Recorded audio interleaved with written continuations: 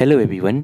गर्मियों में बार बार उन्हीं सब्जियों को खाकर हम काफ़ी बोर हो जाते हैं। तो आज हम एक नई सब्जी ग्रो करना सीखेंगे जो कि कुछ साल पहले तक हमारे लिए भी काफ़ी नया था और मैंने भी इन्हें केवल टेलीविज़न और किताबों में ही देखा था। तो आप भी अपने ग्रीन स्क्वैश के सीड निकाल लीजिए और चलिए इन्हें ग्रो करते हैं। अब जिसे लगाने जा रहे हैं उसके बारे में थोड़ा जान लेते हैं। यह ऐसी सब्जियाँ होती हैं जो कि साल के अलग अलग समयों पर लगाई जाती है और काफ़ी हद तक ये कुकुरबिट्स के सिमिलर होते हैं।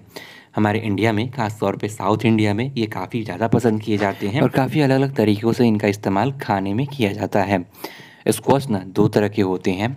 एक हमारे पास समर स्क्वैश होता है और दूसरा विंटर स्क्वैश। दोनों के अलग अलग सीड आते हैं और अलग अलग वैरायटी मौजूद होती है।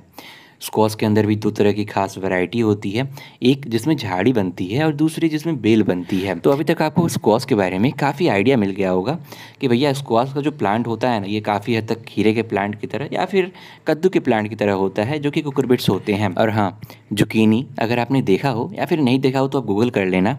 जुकीनी भी एक तरह का समर स्क्वैश ही होता है। तो देखो, बातों बातों में हमने अपने गमले भी तैयार कर लिए हैं।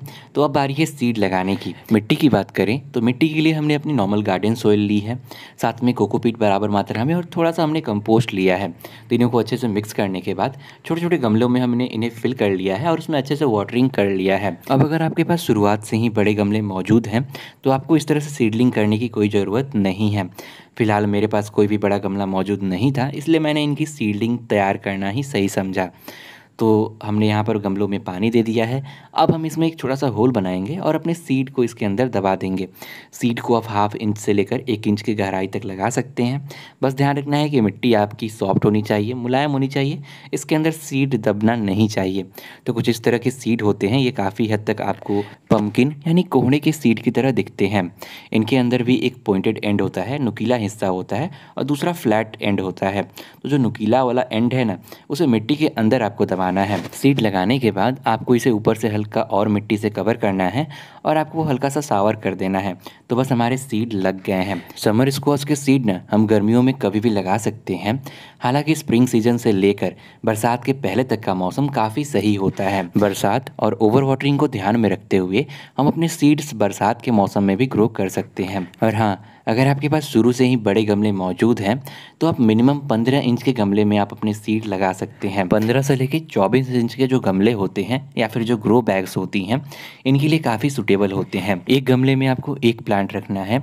शुरू में आप अपने एक गमले में एक से अधिक सीड लगा सकते हैं, लेकिन जब उनसे प्लांट बन जाए तो हेल्दी सीडलिंग को रखते हुए बाकी कमज़ोर वाले को निकाल देना है। अब जब हमने अपने सीड लगा लिए हैं, अब हमारे गमले को ऐसी लोकेशन पे रखना है जहाँ इसे प्रॉपर रोशनी मिलती रहे। कुछ दिनों में हमारे सीड जर्मिनेट हो जाएंगे। उसके बाद हम इन्हें अलग अलग गमलों में या फिर अलग अलग जगहों में शिफ्ट कर सकते हैं। हमें बीज लगाए हुए आज करीबन 15 दिन हो चुका है और हमारे प्लांट काफ़ी बढ़िया तरह से तैयार हो गए हैं।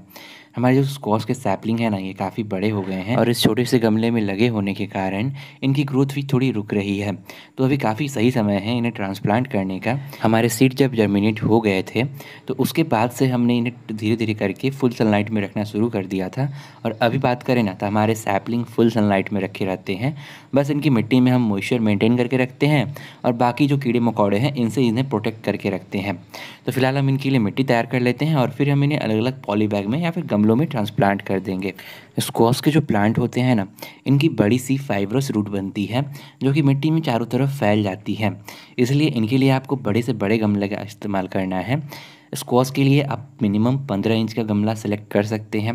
15 इंच से अगर बड़े गमले मिलते हैं जैसे कि 20 इंच के, 24 इंच के या फिर जो बड़े टब आते हैं ना प्लास्टिक के या फिर जो सीमेंट के जो टब आते हैं, उनका भी इस्तेमाल आप इन्हें ग्रो करने के लिए ले सकते हैं। मैंने यहाँ पर 21 इंच यानी 21 इंच के प्लास्टिक के जो ग्रो बैग आते हैं, इनका इस्तेमाल किया है।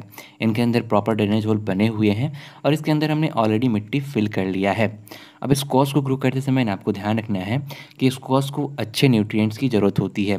इनकी मिट्टी में अच्छी मात्रा में ऑर्गेनिक मैटर होने चाहिए, यानी इसके अंदर अच्छे से पोषक तत्व मौजूद होने चाहिए। तो मिट्टी बनाने के लिए आप क्या कर सकते हो कि 60 से 70% आप नॉर्मल गार्डन सॉइल ले सकते हो। ध्यान रखना है कि गार्डन सॉइल वेल ड्रेन हो, जिसके अंदर पानी खड़ा ना रहे। उसके अंदर आप 30 से 40% के आसपास पुरानी जो गोबर की सड़ी हुई खाद आती है उसका इस्तेमाल कर सकते हो, या फिर वर्मी कंपोस्ट या फिर कंपोस्ट नॉर्मल जो बनाते हैं हम अपने घर पर उनका इस्तेमाल कर सकते हैं। मिट्टी तैयार करने के बाद आपको गमले के सेंटर में आपको अपने प्लांट लगा लेने हैं, या फिर अगर आप बीज लगा रहे हैं तो आपको अपने गमले के सेंटर में बीज लगाने हैं। यहाँ पर फ़िलहाल मेरे पास स्पेस कम थे, इसलिए मैंने एक गमले में 2 प्लांट लगा दिए हैं, लेकिन आपको एक गमले में एक ही प्लांट लगाना है, तभी जाकर आपके प्लांट अच्छे से फ्रूटिंग कर पाएंगे और लंबे समय तक फ्रूटिंग देते रहेंगे। अगर आप ज़्यादा क्राउडेड कर दोगे अपने गमले को तो आपके प्लांट में अच्छे से फ्रूटिंग नहीं हो पाएगी। दोनों प्लांट एक दूसरे से कम्पीट करने लगेंगे न्यूट्रिएंट्स के लिए और स्पेस के लिए, इसलिए हर एक गमले में आपको एक ही प्लांट लगाना है। तो प्लांट लगाने के बाद आपको इसमें अच्छे से वाटरिंग करना है और अपने प्लांट को फुल सनलाइट में रखना है।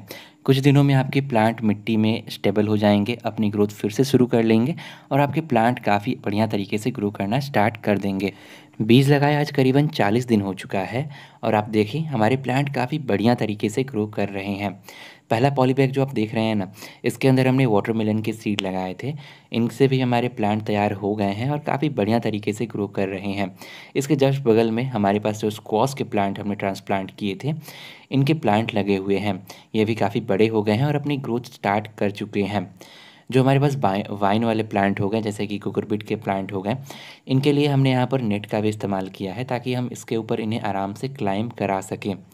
तो फिलहाल हमारे जो प्लांट है काफ़ी अच्छे से ग्रो कर रहे हैं और इनके अंदर फ्लावरिंग भी स्टार्ट हो गई है। आपके प्लांट में जब फ्लावरिंग आना स्टार्ट हो जाए तब आप अपने प्लांट के अंदर फर्टिलाइज़र देना शुरू कर सकते हैं। स्क्वाश के अंदर आप फर्टिलाइज़र के रूप में वर्मी कंपोस्ट, गोबर की खाद हो गई सड़ी हुई, और साथ में जो पत्तों की खाद होती है इसका इस्तेमाल आप इसके अंदर कर सकते हैं। इन सब के अलावे अगर आपके पास अपना कंपोस्ट हो, बनाना पिल फर्टिलाइज़र हो या फिर बोन मिल हो, तो इन सब फर्टिलाइज़र का भी इस्तेमाल आप इसके अंदर कर सकते हैं।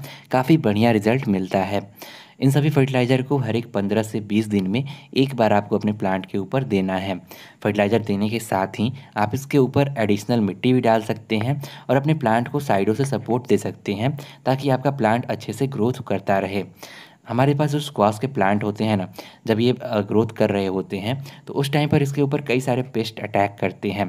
तो आपको टाइम टाइम पर ध्यान रखना है कि इसके ऊपर किसी भी तरह का अगर आपको साइन दिखता है पेस्ट का, तो तुरंत आपको इसके ऊपर ऑर्गेनिक पेस्टिसाइड का इस्तेमाल करना है और टाइम टाइम पर आप इसके ऊपर नीम ऑयल का इस्तेमाल करते रहें। स्क्वाश के अंदर 40 से 50 दिन के अंदर फ्लावर आने लगते हैं और तुरंत ही इसके अंदर स्क्वाश बनने लगता है। स्क्वाश के अंदर 2 तरह के फ्लावर आते हैं, मेल फ्लावर और फीमेल फ्लावर।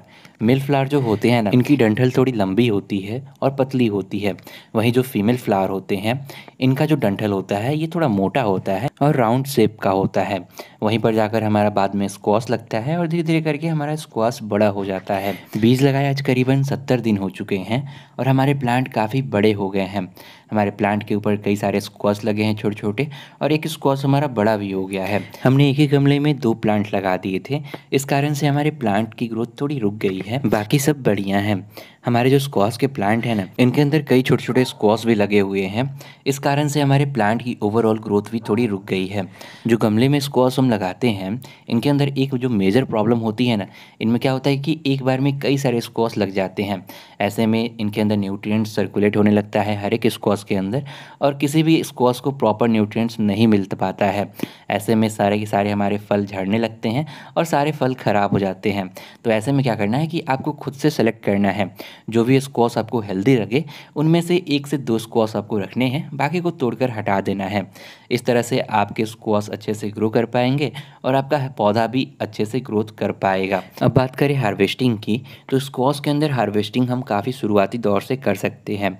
स्क्वाश के अंदर जो फ्लावर लगते हैं, इनका इस्तेमाल हम खाने के तौर पे कर सकते हैं। ख़ास तौर पे जो मेल फ्लावर लगते हैं, इनका इस्तेमाल खाने में किया जाता है। इनसे कई सारी चीज़ें तैयार की जाती हैं, जैसे इनका पकौड़ा तैयार किया जाता है, इन्हें सब्जियों के रूप में इस्तेमाल किया जाता है और इन्हें स्टर फ्राई के तौर पे भी इस्तेमाल किया जाता है। वहीं दूसरी तरफ जो फ्रूट लगता है इसके अंदर, इनकी खास तौर पे सब्जी तैयार की जाती है। अब बात करें स्क्वाश की ना, तो कोशिश कीजिएगा कि स्क्वाश को आप अर्ली स्टेज में ही हार्वेस्ट कर लें।